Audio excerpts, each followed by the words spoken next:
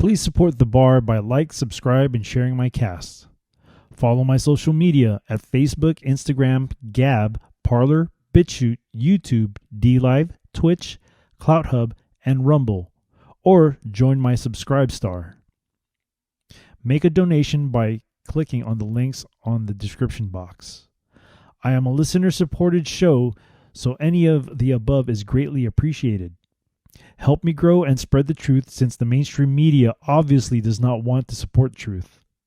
All links are listed on the description box. God bless you and enjoy.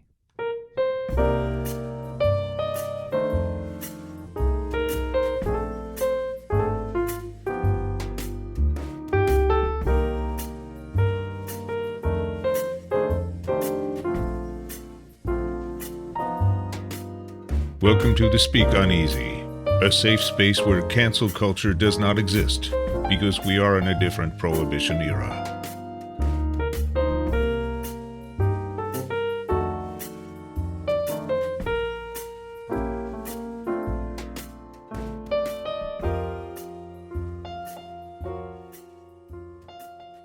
Good evening and welcome to another episode of the Speak Uneasy with your host, myself, the bartender. So, we are going to start the show off with our random read as we always do. And tonight's read is going to come from the book of Mark, chapter 4, verses 21 through 25. The title is The Sower's Seed, but the subtitle to this one is going to be Set Your Candle on a Candlestick. And he said unto them, Is a candle brought to be put under a bushel, or under a bed, and not to be set on a candlestick? For there is nothing hid which shall not be manifest, neither was anything kept secret, but that it should come abroad. If any man have ears to hear, let him hear. He said unto them, Take heed what ye hear. With what measure ye mete, it shall be measured to you, and unto you that hear shall more be given.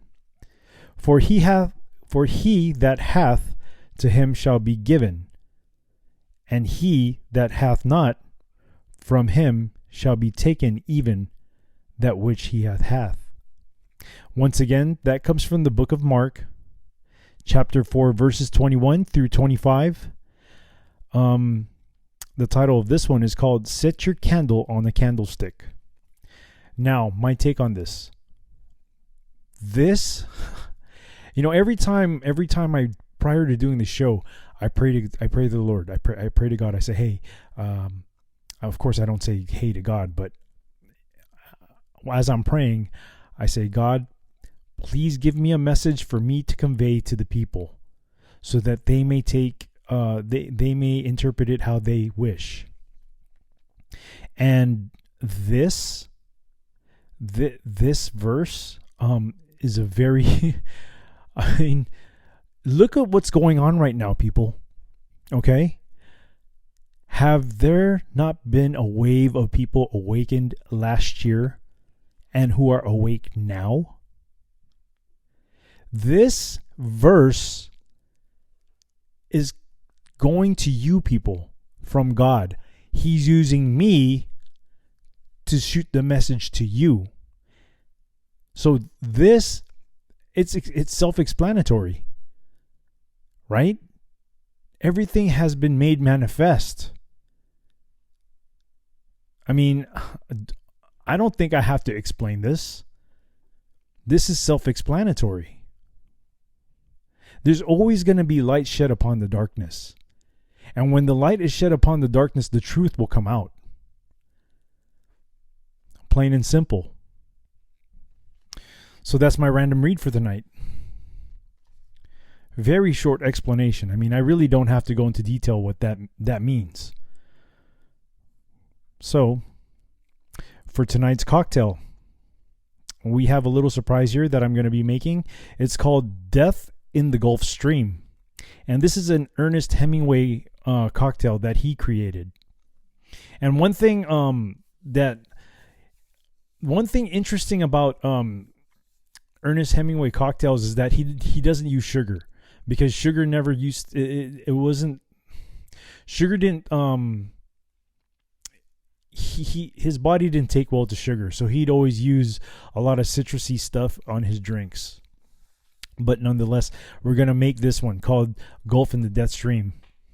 Okay, so first thing I did here is I have a whole lime, and what I did prior to the show, I peeled a long strip of lime peel. Okay, I threw the lime peel inside my Collins glass. So the next thing we're gonna do is we're gonna squeeze the whole lime into the Collins glass. Okay, hold on for a moment. Let's get this stuff out of the way here. Okay, I'm using a strainer too. And one thing about lime, they're really hard to squeeze. So you gotta be able to like get in there and squeeze the living out of it, so you can get the juices out of there. But man, it's almost as if I think the lime is winning. So I'm using a strainer as I'm straining the juices as I'm squeezing the juices out of the lime. I'm putting a strainer on top of my glass so we won't get any pulp in there. Okay. So that's the first half of the lime, and the second half of the lime. Oof. This drink called for trying not to put any white pith on the peel, but man, that's a hard thing to do. You'd have to be a really talented bartender or something to and I have no talents. This is one of my hobbies, but I am not talented when it comes to making drinks. I've been doing this making drink thing on my own for about 2 years, but I am not talented at it. So,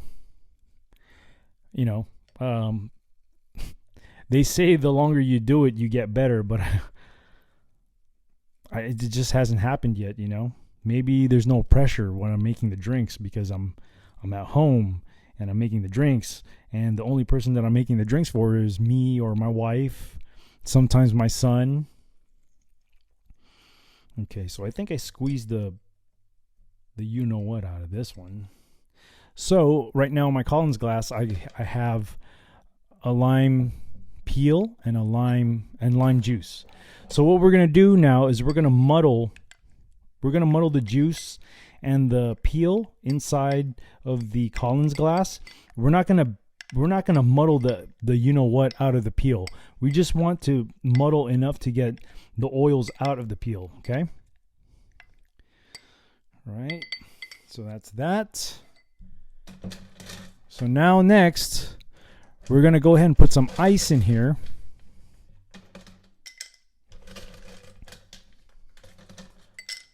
We're gonna go ahead and put some ice.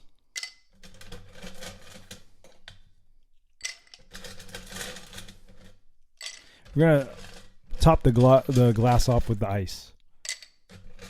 So we want this cold. And I know it's funny. This is it's winter time, but we're having like a tropical drink. But you know what? It's my show, baby. Okay, so next what we're gonna do is we're gonna put 2 ounces of Genever.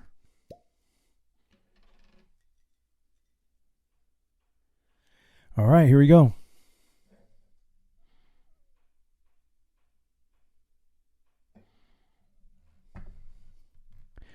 In goes 1 ounce.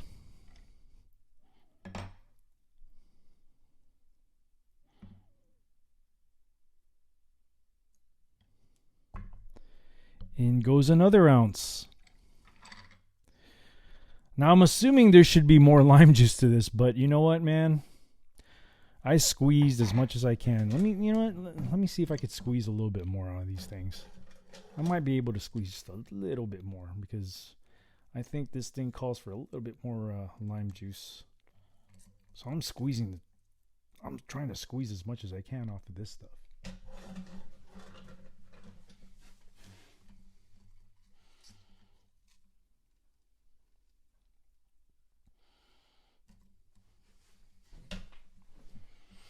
All right. Okay. So next, actually, the last thing we're going to do, or actually, the next thing we're going to do is we're going to put some aromatic bitters in it.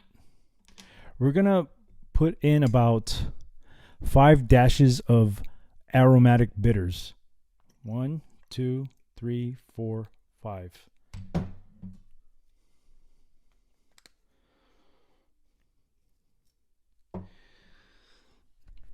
And hold on for a moment as I get my straw.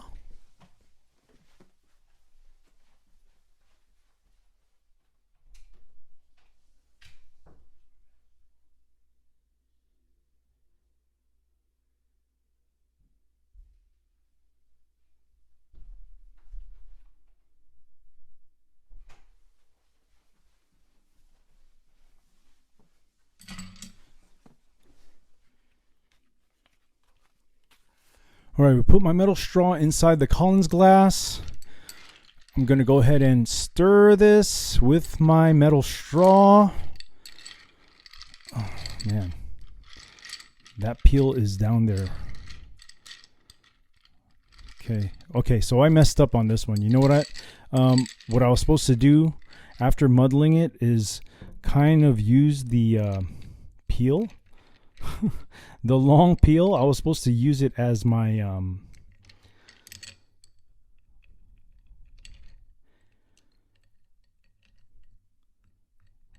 garnish. I was trying to find the word for that. Okay, so I'm stirring this. So I picked up the lime, used it for my garnish, stirring it right now. This thing has a red color to it, and that's from the bitters. Okay, so let's go ahead and taste this. Let's taste it.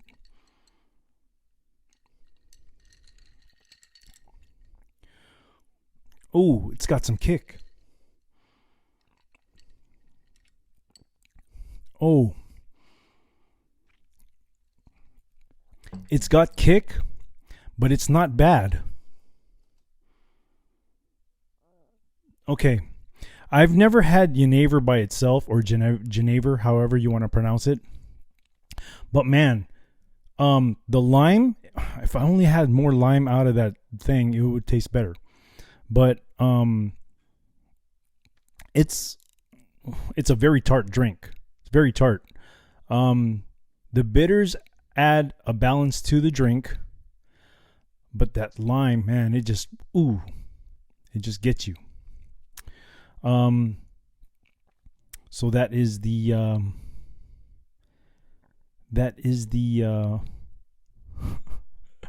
I'm forgetting the name of the drink. Oh, Death in the Gulf Stream. Cheers. So a little history on the Death in the Gulf Stream cocktail. I've got this from a YouTube channel who I follow. It is from Distinguished Spirits. They have many great videos. I would highly recommend that you go and check their YouTube channel out as far as all the cocktails go. Great videos. Shout out to them. And I'm getting the information as far as the history goes for this cocktail from their actual page there. So it reads here, the legend behind this cocktail was that Hemingway and culinary author Charles H. Baker survived a tumultuous fishing trip in the Gulf of Mexico. Hemingway having contributed a drink recipe to Baker's last book called Death in the Afternoon, that was a combination of absinthe and champagne, concocted this drink for his new book and named it Death in the Gulf Stream, after their deadly experience in the Gulf. It makes for a good story, so why ruin it by questioning its validity? Oh, yeah, that is so awesome. So that's a little history on the drink Gulf in the Death Stream. And here we go with the show. So today we're going to start off with an article from pjmedia.com. And this article is written by Brian Preston. The title is Austin Mayor Adler orders another partial COVID shutdown. Texas Governor Abbott says, he can't. Okay. With Charlie Victor 19 related hospitalizations on the rise, but with little and no data demonstrating that shutdowns actually help slow the spread of the virus. Austin Mayor Steve Adler, who of course is a Democrat, has ordered a partial restaurant and bar shutdown across the New Year's holiday in the city. And also, just to back up a little bit, this article was written on December 30th of 2020. Okay. Restaurants don't appear to be a major Charlie Victor 19 spread vectors, yet they're being shuttered again. If shutdowns worked, California would be in the Charlie Victor 19 catbird seat. It's one of the nation's most shut down states, with 47 counties on stay-at-home shutdown. Yes, this is true. This is true because I go there every week. It's very true. But the San Francisco Chronicle says California has the worst Charlie Victor 19 surge in the nation by far. How does that even happen? I mean, if you have the stay-at-home orders and you're shut down, I don't know. It's considering rationing healthcare. What? Because its Charlie Victor 19 surge is so strong.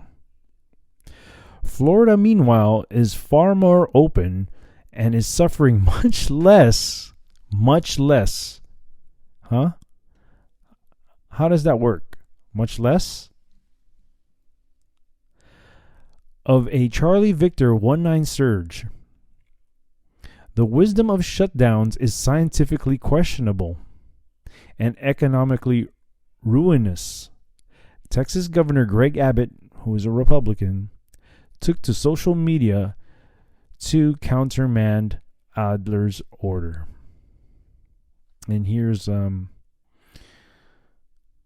here's the tweet from Governor Greg Abbott.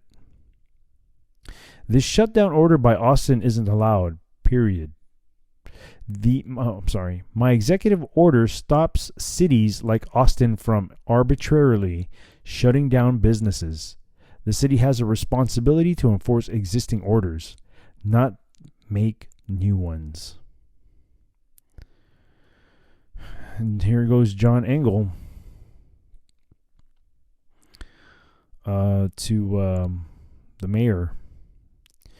At Mayor Adler announces that Austin, Travis County restaurants and bars must stop dine-in food and beverage services from 10:30 p.m. to 6 o'clock a.m. effective December 31st to January 3rd. The time's already coming past. Violation is a criminal offense to not exceed $1,000 fine. And that's at KXAN News, Austin, Texas.gov /sites / default. And that was tweeted in December of the 29th of last year. Here's a tweet from the Texas Attorney General.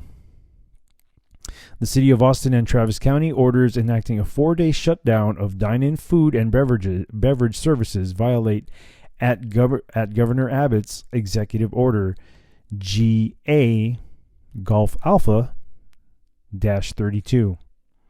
They must rescind or modify their local orders immediately. When did Democrats follow the rule of law anyway? I mean, seriously. Well, when did the rule of law really care? When did it really matter to Democrats? They do what they want anyway. Mayor Adler has yet to comply or even react to that. Making violations a criminal offense is an ironic touch. Adler led the defunding of Austin's police back in August. Yep, they did. That led to a demoralization of the police force and a very high rate of attrition from it. More are expected to leave once Adler's cut take force in January. Also, recall that around Thanksgiving, Adler encouraged Austin to just stay home. while he was lounging in a luxury in Cabo. Yes, I remember that. I so remember that. Whatever was left of his credibility stayed in Cabo. The whole thing is mad. If Adler's order accomplishes anything, it will have helped create. It will have. Jeez, I can't even talk today. It will have helped created an untold number of New Year's house parties all over the city. Since people can't go out to bars and restaurants, Austin remains a college town with a state government jammed into it. How does that even work? You're ordering stay-at-home orders, shutdowns of bar and restaurants in a college town. I mean, I don't know. That would be a very hard thing to enforce, to be honest, with college students. Local radio host Todd Jeffries wonders how Adler even intends to enforce his orders, or his order. And here's a tweet from Todd Jeffries. At Todd Jeffries. Will at Austin Police and at Travis County Sheriff enforce the at Mayor Adler curfew, asking for all citizens. I don't know. We'll see. I mean, as far as I can remember, I think it wouldn't surprise me if the sheriff's department enforced it. I mean, she didn't want to arrest illegal aliens. If that was the same sheriff that I remember from a couple years ago. So I don't know. The Texas legislature convenes in its 87th session in January. There's a bill in the works to take the Austin Police Department away from Adler and the city council and transfer it to the state. There's rumbling all over Austin that Adler and the left-wing city council had ruined the city. You think? Man, I drive by there all the time. And their homeless problem is very bad because the city allows it. They allow it to happen. You see camps all over the place because the city of Austin totally allows it. So yeah, I see it. I see it all the time. Even before the pandemic. Okay, Republican Mackenzie Kelly just defeated Democrat and anti-police incumbent Jimmy Flanagan in a city council runoff, indicating danger in the air for other Democrats in the deep blue state. It's not a blue state, I'm sorry. In the deep blue city. Yes, Austin has problems. It is very blue. Man, I wish Austin would turn red. Actually, this whole two-tier party system is just BS to me. We need patriots up in that place. That's what we need. Nationally, after Dr. Fauci has been caught in yet another sleight of hand atop months of extremely arbitrary shutdowns and clampdowns on churches, but not riots. Yep, that's right, churches, not riots. The shutdown regime has no credibility left whatsoever. And that article was written by Brian Preston of pjmedia.com. So I wanted to start off with that article because I am in the great state of Texas and I am very close to the city of Austin. Like I said, this was written almost a month ago. And I don't know if... No, I'm sorry. The order was made almost a month ago. The article was written on the 5th of this month. I'm a little bit late, aren't I? But I just wanted to, share that with you people. The city of Austin, they allow these homeless people to just camp out wherever they want. Is there a homeless problem that needs to be fixed? Yeah, of course there is. Does anybody have a solution? No, nobody does. It's a very hard problem to have a solution to. Okay, I would say that a lot of these people choose not to go work because they're probably getting some kind of public assistance. Most people that I've used to talk to before who are homeless, they're the one, they decided for themselves that they don't want to work because it's why even work when you get assistance? Why even bother going out there and getting a job when you have this free money coming in? And not to mention that a lot of these people have drug addictions, alcohol addictions. They've got problems. Okay. And a lot of them have mental health issues. And let's get this straight, because when a lot of people talk about mental health issues, okay, especially with homeless people, let's just make this clear, okay? I do understand that there's a percentage of people who are probably born with mental issues, but the rise in mental health issues is stemming from drug use and alcohol abuse. But even with those who are born with those the mental health deficiency, and mind you, this is just my how do you say? This is just my opinion, okay? Yeah, they can probably stem from a mother who was abusing drugs and who was abusing alcohol, or probably even smoking cigarettes while they were pregnant. So my opinion as well, it can also stem from the vaccines that people take. And look, I'm not a doctor. I'm not giving any kind of medical. This is not medical. This is not medical fact. This is just my opinion. Okay, so let's get this straight. It's just my opinion. But we need to stop thinking that these people are mental just because, or they were born with it. A lot of these homeless people and a lot of people who get arrested, okay, it's because they started their life but they got, like, early on in their life, they were probably normal. And I'm pretty sure that there's a percentage of people out there who've known people who were normal and then they got heavy into drugs or alcohol and became mentally ill because of their addiction.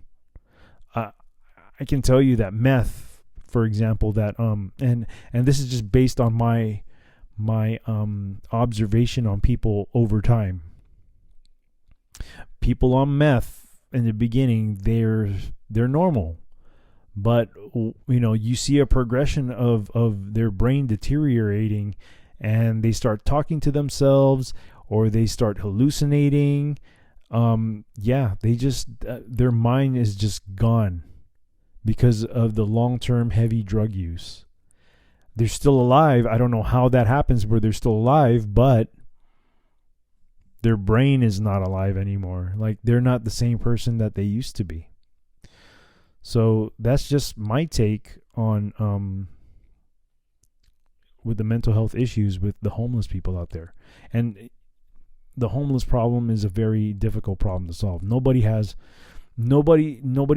a solution to it. It's a hard solution because either people choose not to work, or people's brains are just so gone that they're not able to work. Personally, I think they should go to hospitals to get some help. That's just my opinion.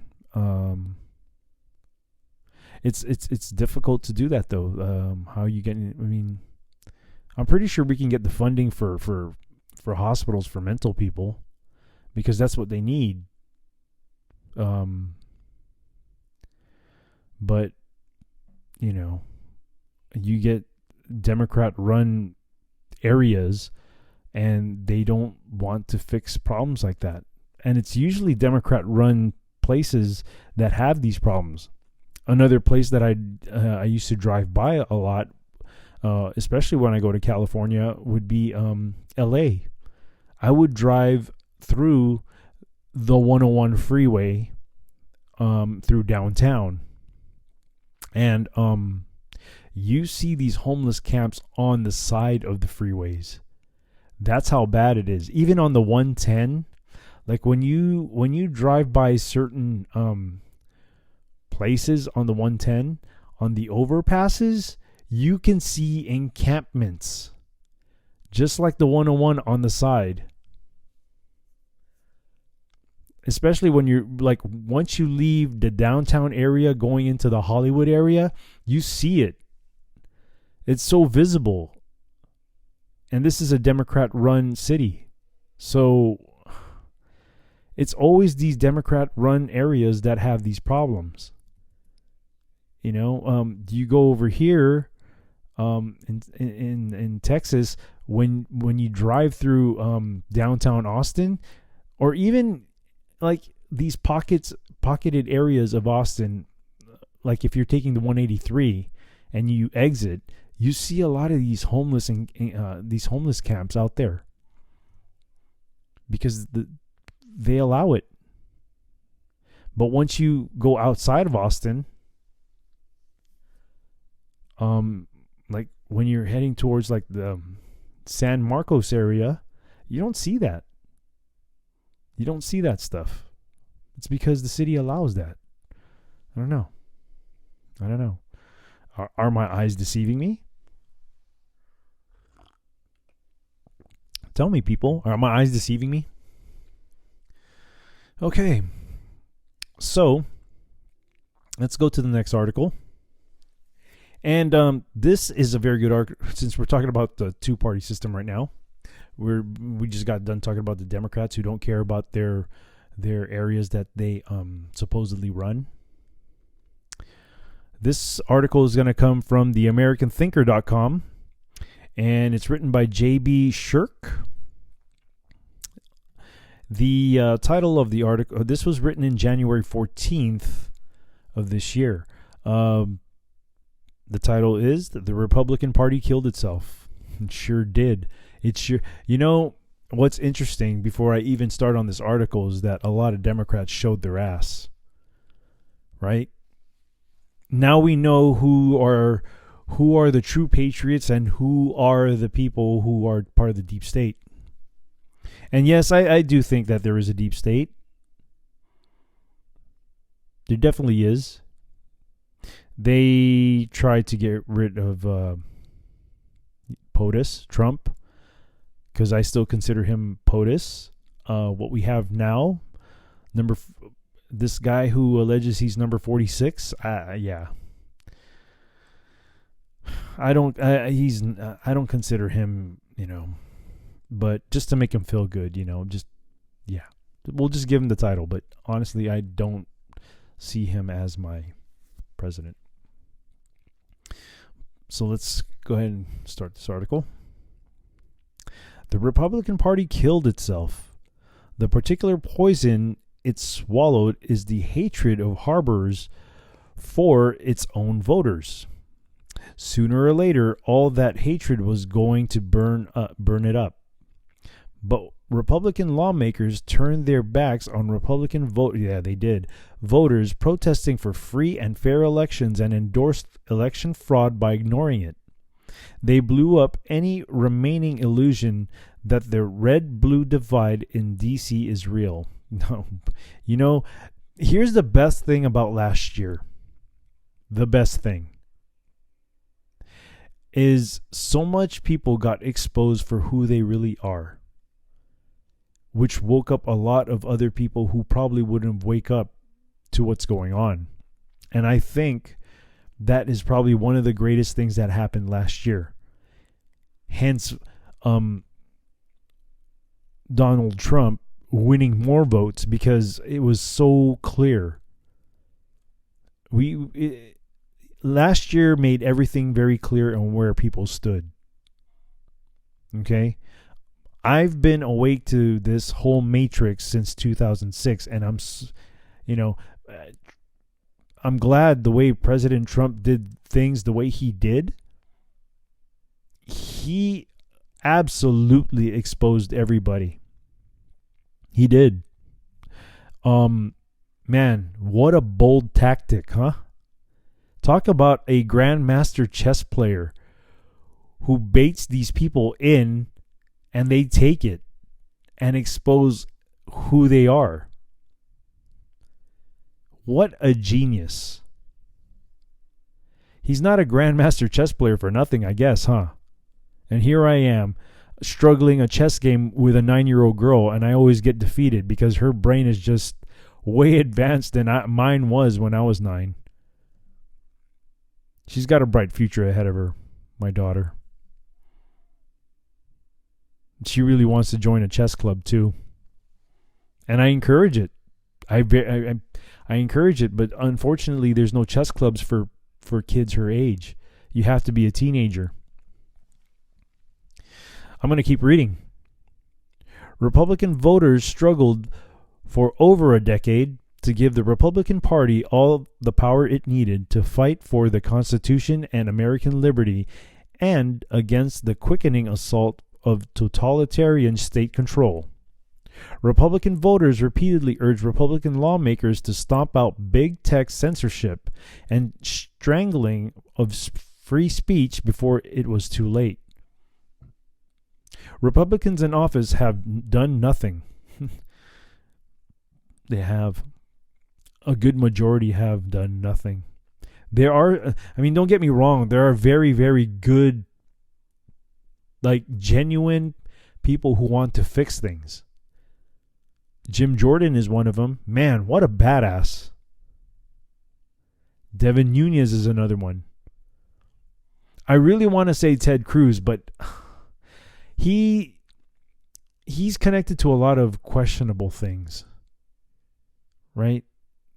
He says the right things. He stands up for the right things, but because his wife is part of the Council of Foreign Relations, I really don't, I'm kind of iffy about that. And the ties that his father used to have with the Bay of Pigs, I don't know. I really like Ted Cruz. I do. But we'll see. I don't know. When voters turn a blind eye to their suspicions that only a uniparty exists in D.C., actively support Republican lawmakers, and find themselves inevitably betrayed by those same lawmakers nonetheless, the sting is particularly fierce. From the point of view of a Trump supporter, the Republican Party has wasted a tremendous opportunity. The stupidity party, in quotes, look as if it's achieved peak stupidity. But from the point of view of DC Republicans who have worked to thwart President Trump's agenda for 4 years, it is certainly that the only stupid Republicans they see are their own voters. Very true. Very true. And,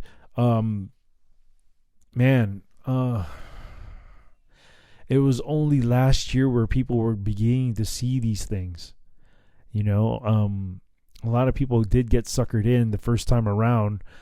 A lot of people got suckered into becoming Republicans when Trump won back in 2016. But a lot of these so-called Republicans exposed their ass last year. So, yeah, a lot of people got suckered in. This is the reason why I don't consider myself a Republican. I consider myself somebody with conservative values. When it comes to social issues like gay marriage and all, hey, do what you want to do.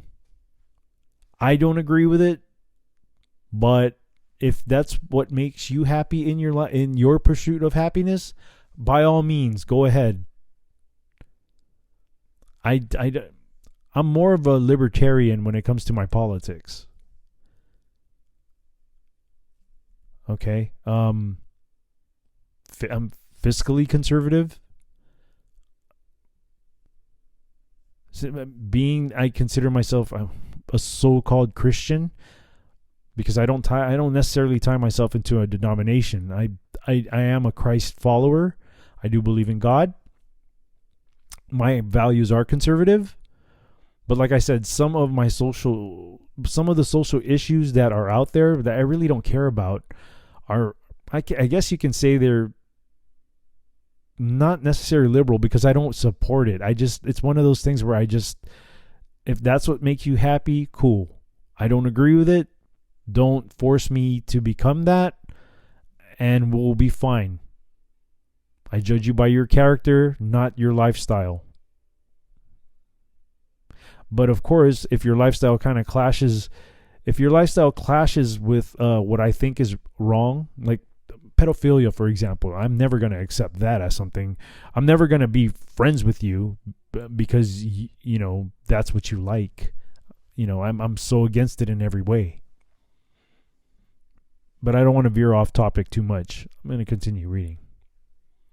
It didn't have to be this way. Republicans in Washington could right now be in the majority with a strong president in the White House.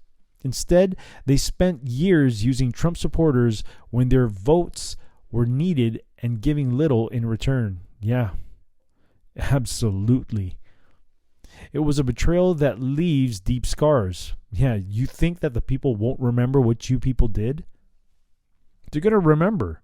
I mean, how do you think President Trump got elected the first time? Right?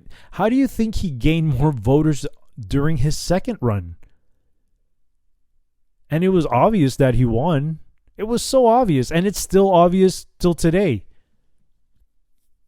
But, these people they don't have that long-term thinking. I mean, when it comes to destroying the country, yeah, they have that long-term thinking, but when it comes to repercussions of what people would remember, I guess that's how arrogant they are. Power hungry. They don't care. They'll do whatever they want. Did Republicans finally pay the price with their votes in Georgia? With turnout in pro-Trump areas diminished, that seems the case. And after most Senate Republicans spent the last 2 months surrendering the presidency, rather than fighting for it, who could blame Georgia voters for choosing not to care? On the other hand, John Ossoff and Raphael Warnock seem like shoe-ins to supercharge Obama's socialist legacy. On the other hand, in a Republican Party that overwhelmingly prefers Donald Trump's handling of domestic and foreign policy issues to the ways in which establishment Republicans have handled those spheres in the past. Neither David Perdue nor Kelly Loeffler looked very, quote, Trumpy. I'm sorry, I just keep taking a swig of my drink here. Neither Georgia senator jumped up in fury after an avalanche of suspicious voting. Suspicious? How about obviously? Voting irregularities led to the National Press Corps to anoint Joe Biden as, quote, president-elect a full 4 days after the election had ended. And when Senators Perdue and Loeffler finally pledged to challenge the results of the presidential election a day or two before their January 5th runoff, their commitments reeked of desperation, not righteousness. After their losses and subsequent refusals to see their promises through the next day in D.C., it seemed Trump voters had pegged them correctly. President Trump won more votes in November than any other sitting president, crushing his own 2016 victory by adding over 10 million new voters to his coalition, which is very true. Man, he blew the election out of the water. Like there was, I mean, it's obvious that, Biden cheated. It's so obvious. That's how much people he gained support. That's how much Trump gained support from people. There were more people that came out. People came out of the woodworks to vote for Trump. He expanded his support from minority voters, sustained his gains with blue-collar laborers, and attracted former Democrats, yeah, he did, disgruntled with the socialist direction of their former party. For the first time since President Reagan, a Republican leader came along who strengthened the GOP. And how have establishment Republicans in D.C. mostly treated this unexpected gift horse? They've stymied President Trump and his agenda for 4 straight years. When they weren't denying him funds, when they weren't denying him funds for an effective border wall or undermining his promises to end Obamacare permanently. Too many Senate Republicans spent their time before television cameras publicity bemoaning the president's effort to fight communist China's growing economic power. His insistence on reinvigorating American manufacturing and his refusal to allow the Democrats to win every battle of the culture war. Yeah, man, he was out there kicking ass, right? President Trump was out there kicking ass for us. But there were a lot of snakes in there too. There were a lot of snakes in the grass. And Donald Trump cut the grass. Instead of seizing the opportunity President Trump handed to them in 2016 to prove to Americans that they were capable of tackling the immigration, trade, and healthcare issues, Republican voters prioritized. Republican leaders decided to waste most of the president's first 2 years in office by giving Obama and Clinton cover for the Russia hoax that was designed and utilized by Democrats both to spy on Donald Trump's campaign and hamstring his presidency. More effort was given by Republican congressional leadership to obfuscate potential crimes committed by Obama's administration and Clinton's campaign than to tackle any of the American first, in quotes, policy proposals that had delivered President Trump victory. If there were a prize for lost opportunities, stalwart, never Trump Republicans in Washington have no competition. Somehow the only Republicans who don't understand that voters have repeatedly rejected their preferred policies are the same D.C. lawmakers who have spent 4 years battling the president. It is hard to believe now, but prominent Republican leaders in Washington repeatedly warned before and after his election that Donald Trump would, 1, ruin Republican outreach to black and Hispanic voters. Untrue, because there were more black and Hispanic voters that came out. And to top things off, I see these videos coming out of people you wouldn't even think of who would vote, of black and Hispanic people coming out in support of Trump. Number 2, lead America into violent conflicts abroad. Yeah, very true. He ended a lot of wars. Actually, he didn't even. I don't even. Now that I'm thinking about, as I read that, like, there were no wars. There were no wars fought. Yeah, against ISIS in the beginning, yes. But no wars with other countries. Matter of fact, he ended He brought peace with North Korea. He brought peace in the Middle East. So he ended wars. He didn't start wars. He ended them. Number 3, undermined conservative policy through his nominations and executive orders. Instead, President Trump won over more minority voters, yeah, he did, than any Republican presidential candidate since 1960. Judiciously avoided wars with North Korea, Iran, and Venezuela, while utilizing a mixture of unexpected outreach and diplomacy, economic warfare, and firm deterrence. As presided over arguably the most staunchly conservative administration in a century, strongly supporting religious leaders, protecting the lives of unborn babies, yes, and appointing constitutionalists to the federal courts. Well, time will tell. Time will tell with those appointed judges. Time will tell. Okay? I don't want to jump into any conclusions. I have no proof of anything about all these judges who were appointed by Trump, or I don't want to say anything until they do actions. So let's just sit back and see what happens as far as the judge appointments go.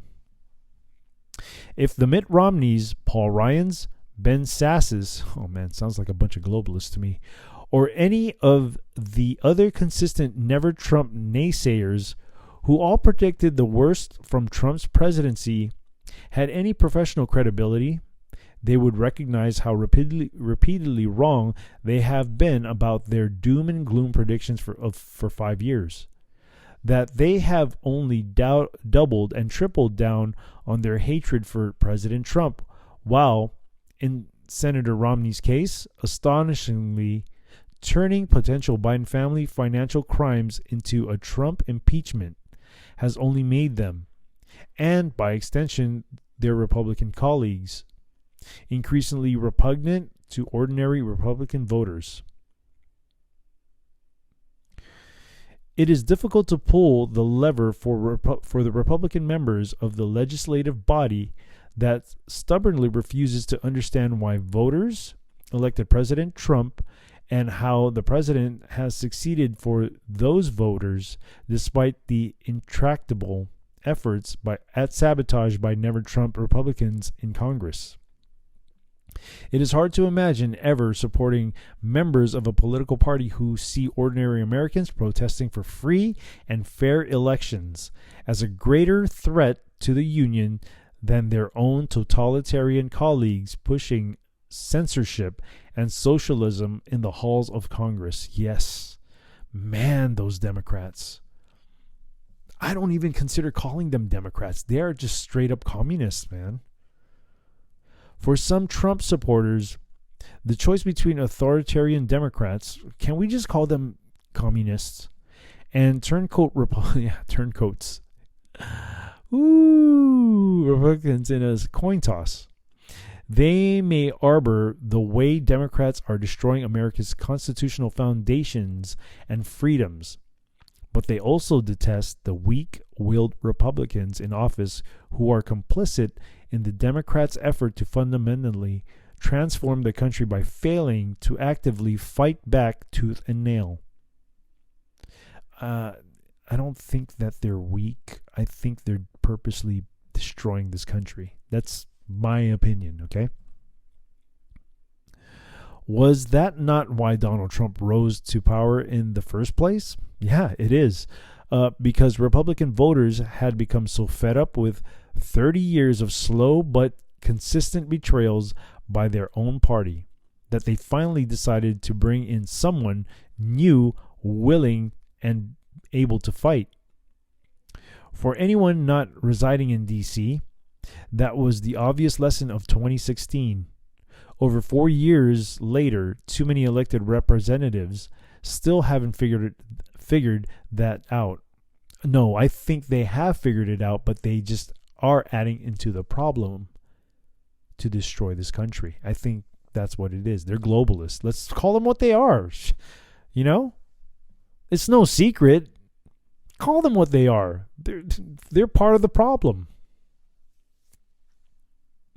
Washington Republicans have worked tirelessly to make President Trump go away, and they have done so at great cost to the future of the Republican Party. When Republican leaders constantly countermand the voters of their own party, many voters would rather destroy the party and start from scratch than reward the very people who seem to hate them the most. Great article by J.B. Shirk of theamericanthinker.com. Great article, great read.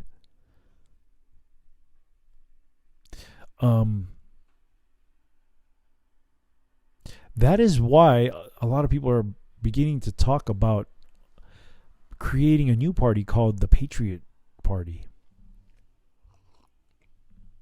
Man, I like the sound of that too. The Patriot Party. Because that's what we are, people. Those who stand for law and order, and those who stand for financial success of the whole community. That's what God-fearing people, of course, right? Actually, it doesn't matter who you believe in. Although my belief system is set with God and following Christ. But yes, it's all based on the Constitution. And unfortunately, a lot of things have not been upheld by the Constitution lately. And this has been going on for decades, if you people have not noticed. That's why we are in the situation we are as a country now, is because these people, these deep staters, these globalists have been getting away with it for years and years and years. And look, I'm not trying to point fingers at people, but when you don't care about what's going on, this is the end result of it. And I used to talk to people, and I used to tell them, I've learned over the years that you have to talk to people who have an open mind, who are willing to listen to what you got to say, as opposed to trying to force information down somebody's throat. Because people used to think I was crazy, right? And those of us who have known things for such a long time, even prior to Trump becoming president, you guys know where I'm coming from. But I'm glad that a lot of people have seen the truth. They've seen the truth last year of what we've been through. So although it was a very rough year last year, I would honestly say to myself that last year was probably the best year ever, because now we've got so many people who have awakened from not caring, and now they care. It's better to be late than never come at all, right? It's better to be late than never come at all, because now we have the numbers, right? We have the numbers. So with the numbers, we have strength, because there is always going to be strength in numbers. And we can't have egos about each other either. We have to work together. We, the people, have to change this. And we have to make sure that this never happens again. And we have to educate our youth that freedom is worth fighting for every day. We have to. Freedom, they say that freedom is not free, and yes, that is very true, because so much blood have spilt for freedom. Financially, freedom, of course, it's when it comes to money, you don't buy freedom necessarily, right? Freedom is something that's fought for. It's bought with your life. And that has been paved since the founding of this country. And we constantly have to remind our youth. We have to remind them. And we have to teach them. And here's the reason why we are in the state that we are in now. Is because we never ingrained in our kids' heads that it was important to always have some sense of pride for this country, okay? And I understand that having too much pride is not a good thing.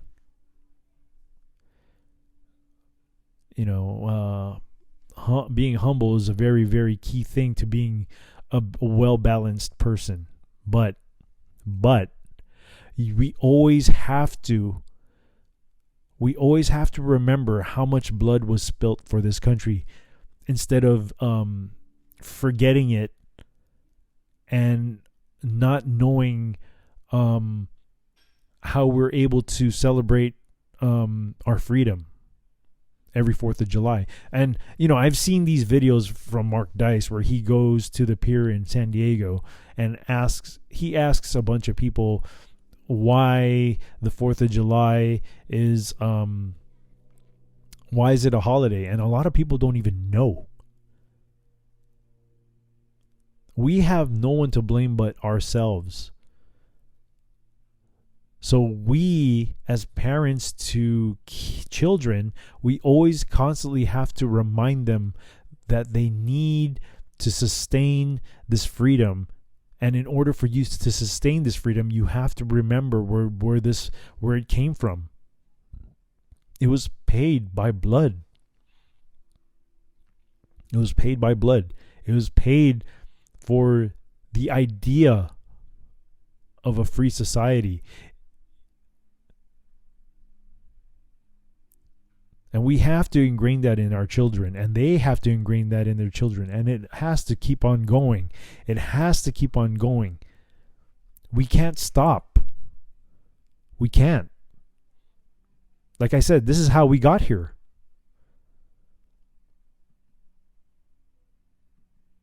So, I'm going to take a break, and I really like this discussion about how we came to having this problem, because honestly, we do have to be reminded every time, especially on those days like 4th of July. We have to be reminded about that. We've become so decadent. Like, we care too much about what's going on in our lives. But we'll talk more when I get back from break. So, I'll see ya. And we're back from the break. So, we were discussing about how we always got to remember how we got to this point in America where the corruption has just run amok, and we are slowly losing our freedoms. I've also noticed that a lot of young people are very confused about what socialism is. Now, I've never lived in a socialist country or a communist country. I do know that there's a lot of deaths that happen in socialist and communist country because of the idea of communism and socialism. I do know that from history, because when I went to school, I paid a little bit of attention. But I used to like watching a lot of stuff on, a lot of history stuff on TV when I was younger. So it seems to me like a lot of youth now, they're longing for that socialist ideology. They want free college. They want a high minimum wage. But unfortunately, socialism doesn't work the way they would think it works. And it's interesting because I want to say about 2 weeks ago, when I was coming back home from California, I always talk to my Uber drivers about all sorts of things. And the gentleman I was talking to, he's an older Korean guy. I think he told me he was like 70 years old. And he used to live in Korea, and he served in the Korean military. And we were talking about, communism. And he was telling me that the idea of communism on paper sounds very good. And I told him it does, but people don't realize that there's still a human factor to that, and it only benefits those who are in power. Because that's eventually what happens. You can't disagree with those in power, because if you do, you get re-educated, quotes, air quotes. You get re-educated, or you just get wiped out. They'll kill you. And the gentleman told me that he doesn't even understand why the youth want this socialism / communism, because it's the same thing. Let's call it for what it is. It's the same thing. And I even told him, like, I've never grown up in a communist country, but I do know that, I know I'm repeating myself here. But I'm talking about the discussion I had with my Uber driver. Nice gentleman. He's seen it firsthand. I even told him, you've seen it firsthand because you were in the Korean military, and you had to deal with the people in North Korea. And what surprised me too is that he even brought up the deep state, and I was thinking to myself, we got one here that's woke, real woke, not that woke Bravo Lima Mike stuff that you see out there in the streets, because that's what's pushing communism right now. And the youth don't even know that it's pushing communism. They're using a guise of racial division.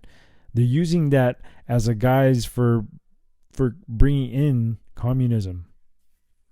And one of the founders even admitted that she was trained as a communist, or a social, whatever you want to call it, socialist, communist, whatever. It's the same thing, Marxist, right? It all leads to the same type of thing. Power for me, but not for thee. That's pretty much what communism and socialism is. As a parent, also, in order for us to prevent our youth from getting infected with this ideology, is that we have to pay attention to what's going on in their schools. I think a lot of parents put too much responsibility on the schools educating their kids. I think us as parents have a responsibility to know what's being taught in the schools. Because quite honestly, the schools have been infiltrated with a lot of people who are pushing this ideology out. Hence, the youth right now, pushing it real hard. They want it without even realizing what the consequences are. I mean, who's really going to pay for those quote unquote free schools? Who's really paying for that? I don't think a high minimum wage is going to solve anybody's problems. If you have a family, you shouldn't even be having a minimum wage job. A minimum wage job is for somebody who's an entry level, like a young college student, a high school kid, right? Then you work your way up, or you strive to improve yourself by finding something better, But in the meantime, you do that. Right? That's what the pursuit of happiness is not to get comfortable in one place. The pursuit of happiness is for you to grow as an individual, find something that makes you successful and happy at the same time. That's my interpretation of what the pursuit of happiness is. And right now, I'm pursuing my happiness. Part of it is doing this podcast. It's difficult. I'm doing most of the work for this. I want to say I'm doing all of it. Now that I think about it, I am doing all of it. But I'm pursuing it and I'm putting my heart into this. God assigned me to do this. And I'm trying to go all in on this. I'm trying to balance out having a normal job and doing this. And eventually I want to do this because this is what has been assigned to me. And I'm hoping that talking to people out there via my podcast, I'm hoping that they would find some kind of value in what I'm saying. I don't want everybody to be stuck in somewhere they're not happy with, because I'm in that situation right now with my job. I'm stuck in that job for now, and I'm miserable. That's how I feel. I feel really miserable. I hate having to leave to another state every week, leave my family behind. That hurts me a lot. But I make my sacrifices because that's what men do for their family. They make that sacrifice. A responsible man does anything they can to provide, and that's what I'm doing. And I'm really hoping that one day that things will pick up here. I want to do more than just one show a week. Because I don't know, this is kind of therapeutic for me as well, because I get to vent to people, and I like giving advice to people who seek advice.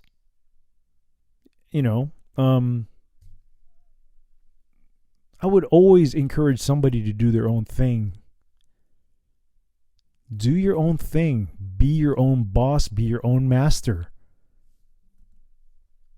You never want to have that feeling of somebody having power over you, because that's exactly how I feel having to work for having to do what I'm doing right now. That's exactly how I feel. I feel like there's somebody who's holding power over me. And I feel like they think they have me because I go back and forth and travel to this job that I have. And I'm tired of it. But I still do it in the meantime because I still have to make a living. I still have a family that I have to provide for. And I'm not trying to do anything to get rich. No. I don't need to be rich. My richness comes from my family. My family is my gold. My family is my gold. Not money. It's unfortunate that the society that we live in, we need money in order for us to survive.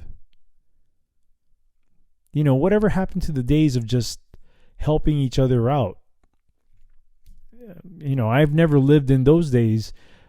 And to me, that's more, I think more country people do that. I think it's a great way of living. Having to help each other out. I think that's a great way.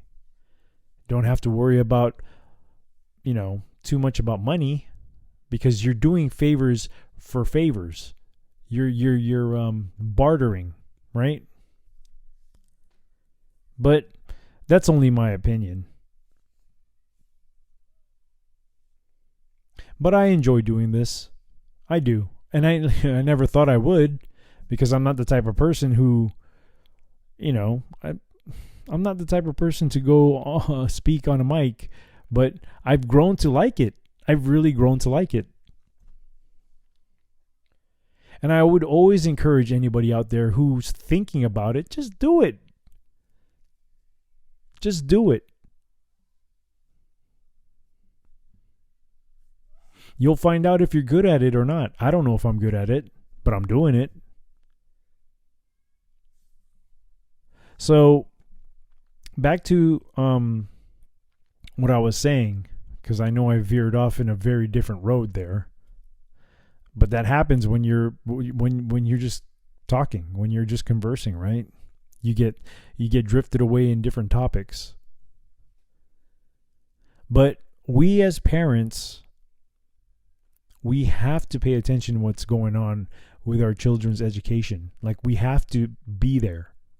Whether it be at the school or if they're doing stuff at home, you got to be there.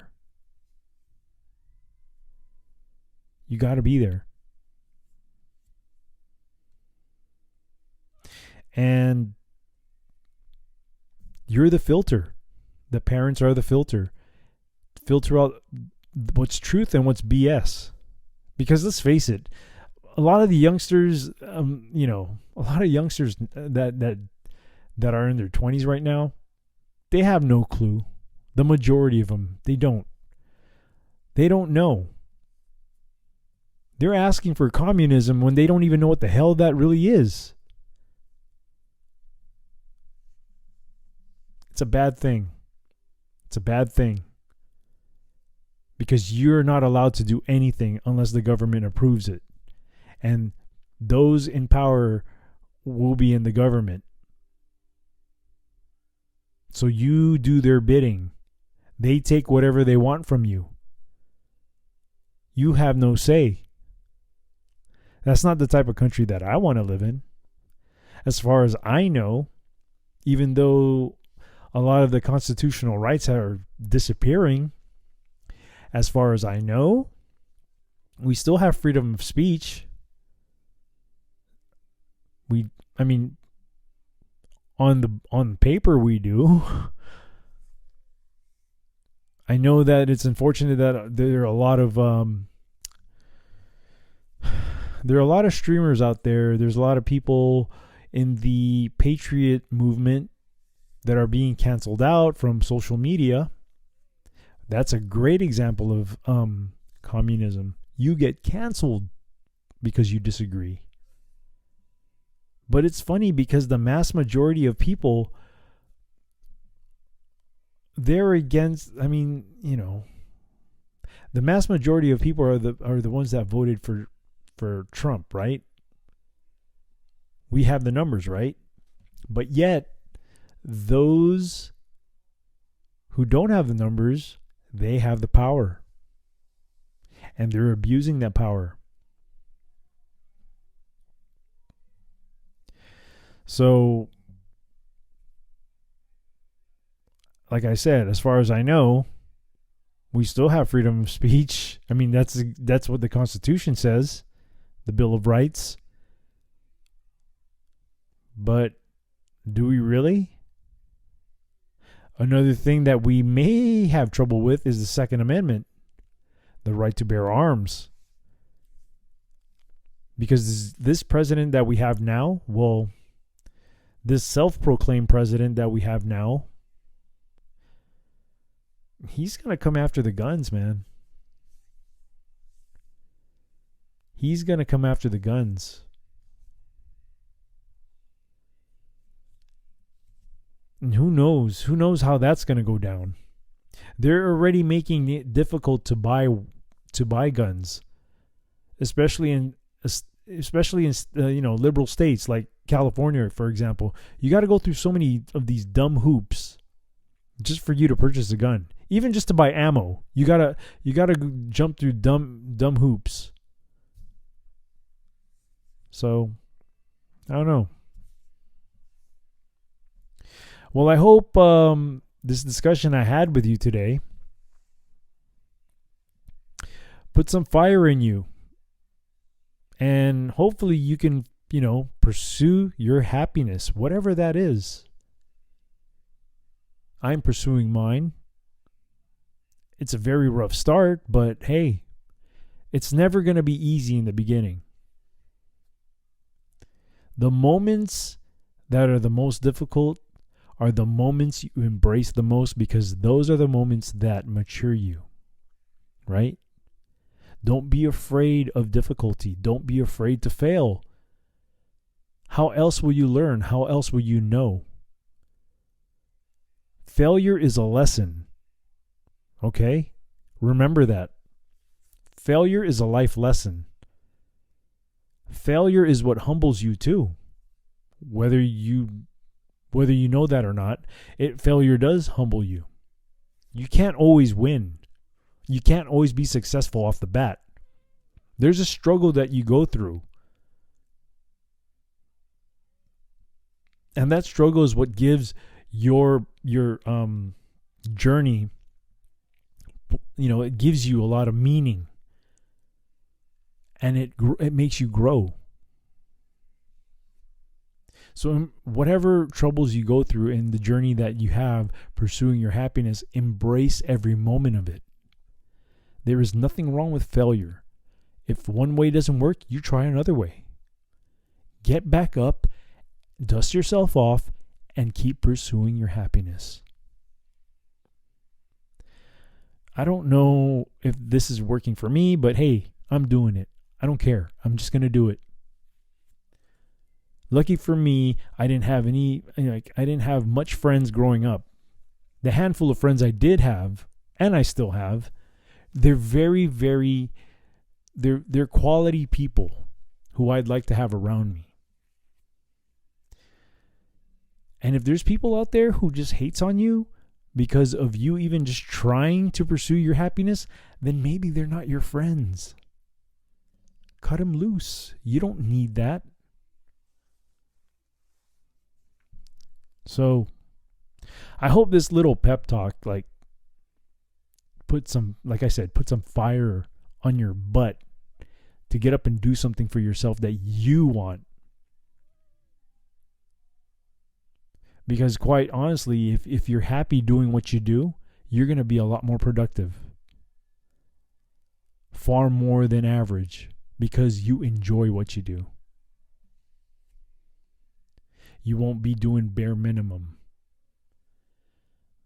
because you have your attachment to whatever it is. You want to make it the best.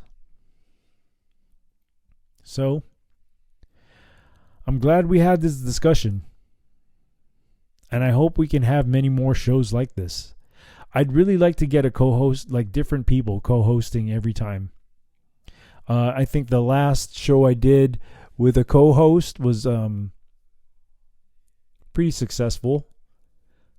It's probably one of the most hits I've ever got on BitChute.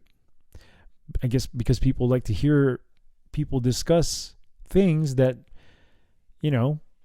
see different perspectives. And I think that's cool. So, until you hear from me again, and as I always end every show, with that being said, the bar is now closed.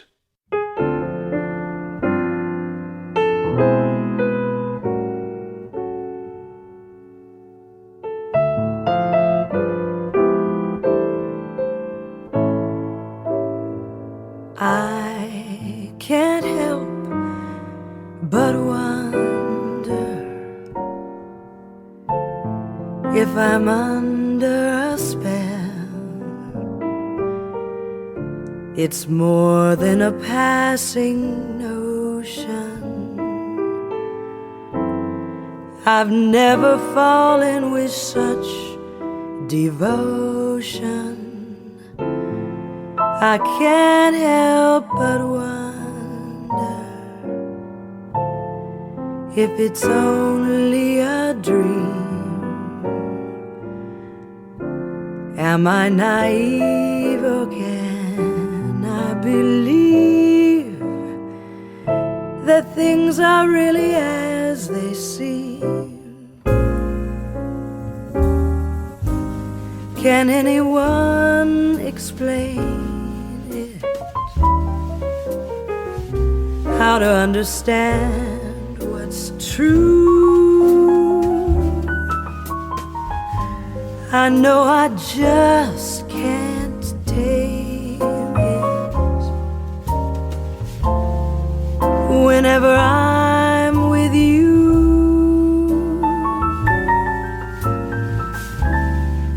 I can't help but wonder if you wonder about me. 'Cause lately I can't help but wonder how wonderful this might be.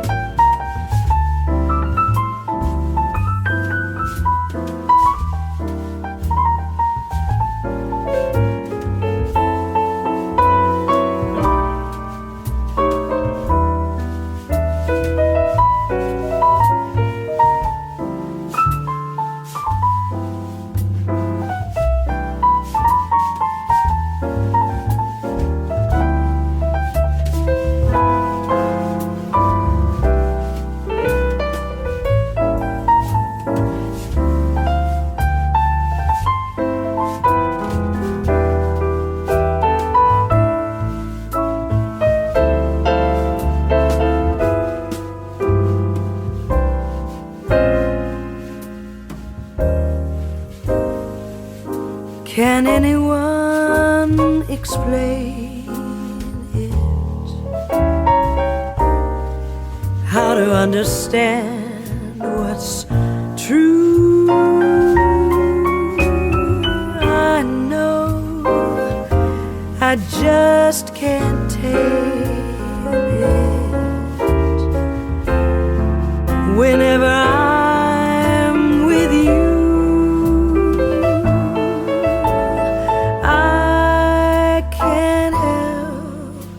but wonder if you wonder about me.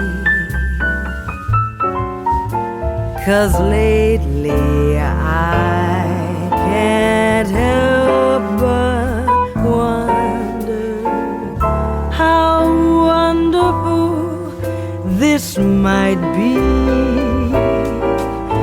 'Cause lately I can't help but wonder how wonderful this might